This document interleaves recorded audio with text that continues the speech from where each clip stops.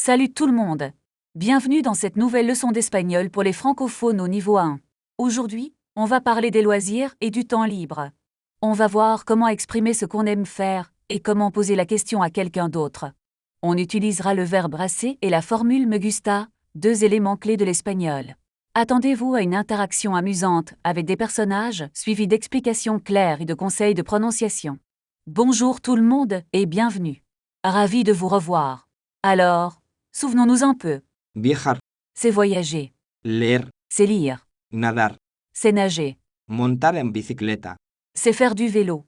tocar la guitarra, C'est jouer de la guitare. pojir, C'est aujourd'hui. piover, Il pleut et fa caldo. il fait chaud.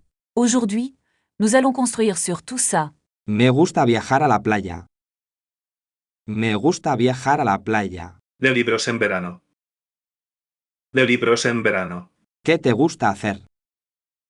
¿Qué te gusta hacer? Me gusta leer libros. Me gusta leer libros. A mí me gusta escuchar música. A mí me gusta escuchar música. Super. Emily utilise le verbe hacer à go de porte je pratique du sport. Ce verbe est irrégulier, alors il est important de l'apprendre par cœur.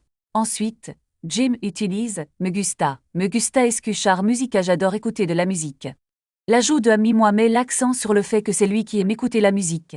C'est comme dire en français moi, j'adore. Voyons un autre exemple. No, no me gusta nada bailar. No, no me gusta nada bailar. Regardez la négation. No me gusta nada bailar. Nada veut dire rien, ou pas du tout. Pour insister sur le fait qu'on n'aime vraiment pas quelque chose, on utilise nada. Faites attention à la double négation, no nada. C'est un piège courant pour les francophones. La prononciation est importante. Essayez de bien écouter le son du R dans Bellard. Reprenons notre conversation. Yo cocino muy bien. Yo cocino muy bien. ¡Qué bien! ¿Te gusta viajar? ¡Qué bien! ¿Te gusta viajar? Jim utilise l'expression qui est bien, qui veut dire c'est génial ou c'est super. Très pratique pour exprimer de l'enthousiasme. Ensuite, il demande à Émilie si elle aime voyager. Te gusta viajar? Le verbe viajar se prononce avec un R bien roulé. N'oubliez pas, le J et le G devant ou il se prononce comme un H aspiré en français. Sí, me gustan mucho los viajes. Sí, me gustan mucho los viajes. ¿Y qué te gusta hacer en tus viajes? ¿Y qué te gusta hacer en tus viajes? Notez l'utilisation de me gustan au lieu de me gusta car Émilie parle de los viajes, les voyages pluriels. La règle est simple. Si ce qui plaît est au pluriel, on utilise me gustan. Si c'est au singulier, on utilise me gusta. C'est un point crucial à retenir. Soyons précis dans nos formulations. Me gusta mucho conocer gente nueva. Me gusta mucho conocer gente nueva. Aujourd'hui, nous allons explorer l'utilisation des verbes réfléchis, comme divertir, s'amuser avec la structure gustar. Comme avec gustar, le sujet qui reçoit l'action, ce qui est apprécié, détermine la conjugaison du verbe. Par exemple, si vous dites me divierto, cela signifie je m'amuse. Attention, il faut accorder le verbe. La difficulté réside dans l'ordre de la phrase. A mí me divierto mucho jugando videojuegos. A mí me divierto mucho jugando videojuegos. Excellent.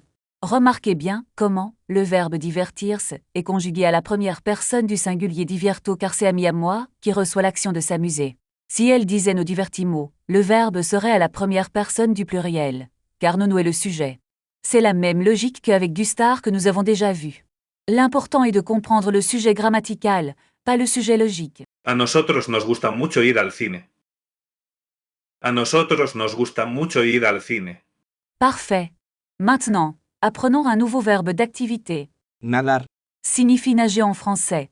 Il est très utile pour parler de loisirs estivaux ou de sports aquatiques. Pensez à le conjuguer correctement avec me gusta pour exprimer votre préférence. On va maintenant pratiquer la prononciation et l'intégration dans une phrase. me gusta nadar en verano. Me gusta nadar en verano. Excellent. Vous avez parfaitement intégré le verbe. Nadar, Souvenez-vous que lorsque vous utilisez me gusta, le verbe reste à l'infinitif. Si vous parlez d'une action que vous faites régulièrement, il est préférable d'utiliser le présent de l'indicatif pour plus de précision, mais dans cette structure, l'infinitif est toujours correct. Essayons maintenant un autre verbe. A mí me gusta mucho practicar deportes. A mí me gusta mucho practicar deportes. Aujourd'hui, nous allons aborder l'impératif affirmatif en espagnol, c'est-à-dire la façon d'exprimer des ordres ou des demandes de manière positive. C'est très utile pour donner des instructions ou encourager quelqu'un. Par exemple, si vous voulez encourager Amélie à visiter un musée, vous pourriez lui dire visita el museo. Nous verrons comment conjuguer les verbes à l'impératif, c'est un peu différent du présent. ¿Por qué no probamos a bailar un poco? ¿Por qué no probamos a bailar un poco? Très bien, Amélie. Pour la plupart des verbes en art, l'impératif se forme en enlevant le R de la forme du yo présent de l'indicatif. Donc pour Bella danser, yo bello, on enlève l'o et on obtient bella. Pour les verbes en élire, c'est un peu plus compliqué et nécessite une conjugaison différente que nous aborderons plus tard. N'oubliez pas la prononciation et l'intonation, c'est important pour la clarté. Vamos a tomar un café caliente. Vamos a tomar un café caliente. Aujourd'hui, nous allons explorer l'expression tenez que qui signifie devoir en français. C'est un verbe essentiel pour exprimer des obligations ou des nécessités. Il est important de comprendre que tenez se conjugue selon le sujet et que reste invariable. Par exemple, yo tengo que estudiar signifie je dois étudier. Tengo que estudiar para el examen de mañana. Tengo que estudiar para el examen de mañana. Très bien, Amélie. Vous avez parfaitement prononcé la phrase. N'oubliez pas que tenez qui introduit une obligation. Concentrons-nous sur la prononciation. Tenez se prononce comme en français, mais le que est à relier à tenez pour une meilleure fluidité. Essayez de le sentir comme un seul mot. Il est important de ne pas le séparer de tenez. Tengo que ayudar a mi madre con la cena. Tengo que ayudar a mi madre con la cena. Excellent, Bastien. L'utilisation de tenez que dans ce contexte est parfaite. Remarquez comment la conjugaison de tenez s'adapte au pronom sujet. Yo tango, tu tiennes, elle, ella, öste tien, nos autres tenmo, vos autres teni, elo, ella, üste tienen. Essayez de former vos propres phrases avec tenez que, en pensant à vos propres obligations quotidiennes. L'ajout du contexte rend la phrase plus pertinente. Tengo que comprar pan para el desayuno. Tengo que comprar pan para el desayuno. Aujourd'hui, nous allons enrichir votre capacité à exprimer vos préférences. Au lieu de simplement dire me gusta, nous allons utiliser me gusta mucho ma pour indiquer que vous préférez une activité à une autre. Cela ajoute de la nuance à votre expression. Par exemple, si vous aimez lire et écouter de la musique, vous pouvez dire que vous aimez lire beaucoup plus que d'écouter de la musique. Rappelez-vous, l'ordre est important. Me gusta mucho ma activité. Me gusta mucho más cocinar que ir de compras. Me gusta mucho más cocinar que ir de compras. Excellent, Anna. Vous avez correctement utilisé que pour faire la comparaison. Ter. Signifie que dans ce contexte. C'est essentiel pour exprimer une préférence. Me gusta mucho ma activité 1. Ter. Activité 2. Il indique que l'activité 1 est préférée à l'activité 2. Prêtez attention à la prononciation de. Ter. Elle est courte et non accentuée ici. A mí me gusta mucho más jugar videojuegos que ver la tele. A mí me gusta mucho más jugar videojuegos que ver la tele. Me gusta salir con amigos.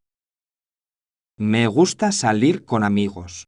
Aujourd'hui, nous allons aborder la manière d'exprimer la fréquence avec des adverbes, comme siempre toujours, a menudo, souvent, a veces parfois, nunca jamais, et normalement. Ils se placent généralement avant le verbe, mais après me gusta ou te gusta. L'important est de comprendre que l'espagnol utilise fréquemment ces adverbes pour donner plus de détails sur les actions. Normalmente vas al gimnasio. Normalmente vas al gimnasio. Excellent Astrid. Vous avez correctement placé l'adverbe de fréquence. Notez bien que lorsque l'adverbe précède le verbe, on conserve l'ordre habituel.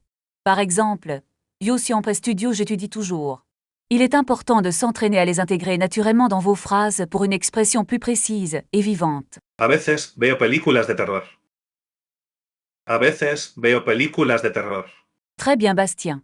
L'utilisation de have est parfaite. On voit ainsi que vous n'aimez pas forcément les films d'horreur tout le temps, mais que vous en regardez occasionnellement. Cela nuance l'expression nouveau goût. N'oubliez pas que ces adverbes enrichissent votre expression et la rendent plus personnelle. Nunca juego al tenis, es aburrido. Nunca juego al tenis, es aburrido. Parfait. Nunca est bien employé ici pour exprimer une absence totale d'intérêt pour le tennis. C'est une manière claire et précise de dire que vous n'aimez pas cette activité. Soyez attentif au fait que nunca signifie une exclusion totale, à l'opposé de a vez ou a menudo. Siempre como pizza los viernes. Siempre como pizza los viernes. Très bien, Bastien. Nous venons d'utiliser gustar muchoma pour exprimer une préférence. Il existe un autre verbe, Preferir. qui signifie préférer. Preferir. Se conjugue de manière régulière. La structure est prefiero infinitive infinitive. Par exemple, prefiero lire a escuchar música signifie je préfère lire à écouter de la musique. Entraînez-vous à le conjuguer et à l'utiliser dans vos phrases. Excellent, Bastien. Vous avez utilisé vamo, qui est la forme de l'impératif du verbe. Ir. Allez pour le nosotros. Il est important de noter que ir est un peu particulier. On utilise pour tu, vamonos pour nosotros, et veillant pour ustd. La conjugaison est régulière, mais il faut la mémoriser. Souvenez-vous que l'impératif est une structure active, donnant directement une instruction. Parfait. Ir al cine est une excellente expression. Pour continuer, essayons d'introduire de nouveaux verbes de loisir, pensar se promener, visitar visiter, et praticar pratiquer. Voyons comment les intégrer dans la structure me gusta. Il est important d'utiliser un vocabulaire varié pour exprimer ses centres d'intérêt de manière plus précise. Concentrez-vous sur la formation du verbe conjugué. Super. On a couvert beaucoup de choses aujourd'hui. Le verbe assez, la construction me gusta, l'utilisation de nada pour la négation, et l'importance du pluriel avec gustar. Pour vos devoirs, créez 5 phrases pour parler de vos loisirs en espagnol. Essayez d'utiliser le verbe assez et la construction me gusta dans au moins 3 d'entre elles. N'oubliez pas de vous entraîner à prononcer le R roulé. Hasta la próxima. Practica describiendo tus pasatiempos favoritos. Usa las palabras nuevas que aprendiste hoy. Practica describiendo tus pasatiempos favoritos. Usa las palabras nuevas que aprendiste hoy.